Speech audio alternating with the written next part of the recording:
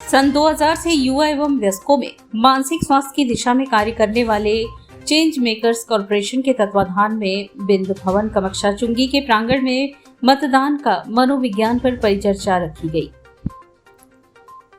इस परिचर्चा में वाराणसी शहर के प्रबुद्धजन एवं विभिन्न संस्थाओं के लगभग 30 से 35 लोगों ने भाग लिया, जिसमें प्रमुख रूप से अस्थि रोग विशेषज्ञ डॉक्टर अजीत सहगल, पद्मश्री सुभाष शुभंकर, डॉक्टर नीरज खन्ना, मधुमेह रोग विशेषज्ञ दिव्यांग बंधु डॉक्टर उत्तम ओझा, प्रोफेसर अलका गुप्ता, प्रवक्ता political science UP college doctor Ashok Sehgal, supreme court advocate professor Vivek Pandey, doctor Neela चिकित्सा मनोवैज्ञानिक सुमित सिंह, अध्यक्ष काशियाना फाउंडेशन, पांडुरंग पौराणिक, देवदास अग्रवाल अधिवक्ता, अशोक कपूर अध्यक्ष इंटर, देवा केंद्र के सभी स्टाफ, सचिव देवा तथा दिव्यांग मित्र शामिल थे। डॉक्टर तुलसी प्रमुख चिकित्सा मनोवैज्ञानिक देवा केंद्र एवं सीईओ चेंज मेकर्स ने कार्यक्रम की शुरुआत में अपने उद्बोधन में चेंज मेकर्स की महत्ता पर प्रकाश डाला एवं उनके कार्यक्रमों के बारे में आए हुए सभी गणमान्य अतिथियों से परिचय कराया। चिकित्सा मनोवैज्ञानिक डॉक्टर तुलसी ने मतदान के मनोवैज्ञानिक के बारे में प्रकाश डालते हुए डॉक्टर अजीत सहगल से आग्रह किया कि वह अपना उद्बोधन इस विषय वस्तु पर रखे।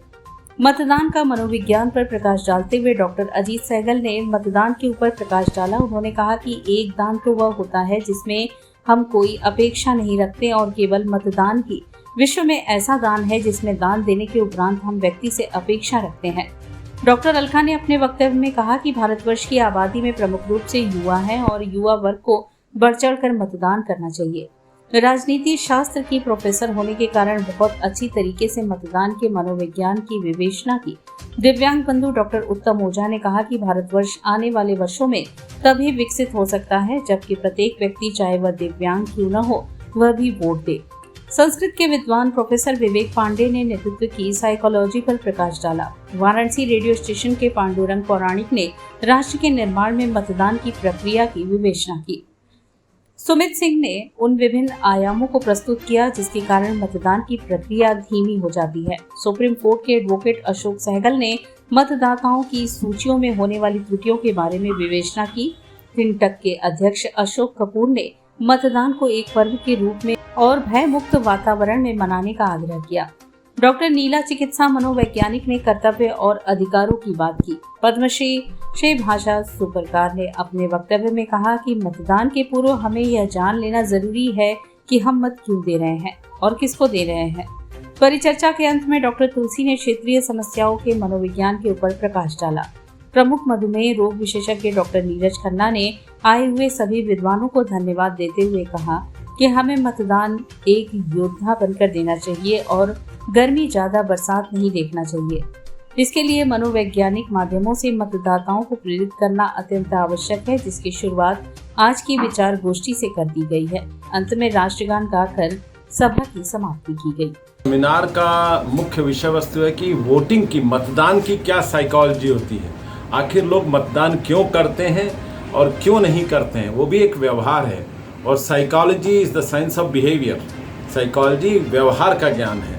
तो आखिर जो प्रतिशत है, मत प्रतिशत क्यों नहीं बढ़ते हैं और मत प्रतिशत क्यों घट जाते हैं, क्यों? हाँ बताएं, मत प्रतिशत क्यों नहीं बढ़ते हैं? मत प्रतिशत न बढ़ने के पीछे कई कारण सामने उभर के आ रहे हैं। उसमें सबसे पहला कारण ये उभर के आ रहा है कि जो हमारे यहाँ से एक स्टेट से दूसरे स्टेट में विस्थापित लोग हैं, जो कार्य करने के लिए चले गए हैं और छुट्टियाँ जो उस स्टेट के हिसाब से होती हैं, लेकिन वो वहाँ से यहाँ आ नहीं सकते।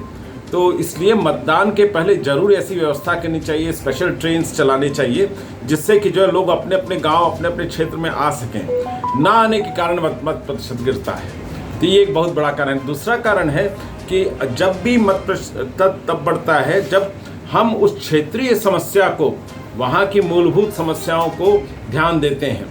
जब हम मूलभूत समस्याओं को छोड़ देते हैं तो वहाँ पर मत प्रतिशत कम हो जाता है। जैसे मान लीजिए किसी पर्टिकुलर डिस्ट्रिक्ट में डेवलपमेंट नहीं हुआ है और उस डिस्ट्रिक्ट को एकदम छोड़ दिया गया, बाकी जगहों पर दिल्ली और कलकत्ता और बम्बई में डेवलपमेंट हुआ, लेकिन वो डिस्ट्रिक्ट में डेवलपमेंट नहीं हुआ, तो इससे लोगों के मन में एक निराशा की भावना आ जाती है कि मत दो चाहे मत दो, चाहे मत दो चाहे मत दो, दोनों में कुछ होने जाने वाला नहीं। तो ये निराशा जो होती है, डिप्रेशन जो होता है, ये मतदान के लिए बहुत खराब है। किस तरह बढ़ाया जाए मतदान प्रतिशत? मतदान प्रतिशत बढ़ाने का जो हम साइकोलॉजिस्ट लोगों का जो कहना है, सबसे पहली बात कि आपको उस डिस्ट्रिक्ट या उस डिस्ट्रिक्ट की मूलभूत समस्याओं को जाके उनको सॉल्व करना होगा।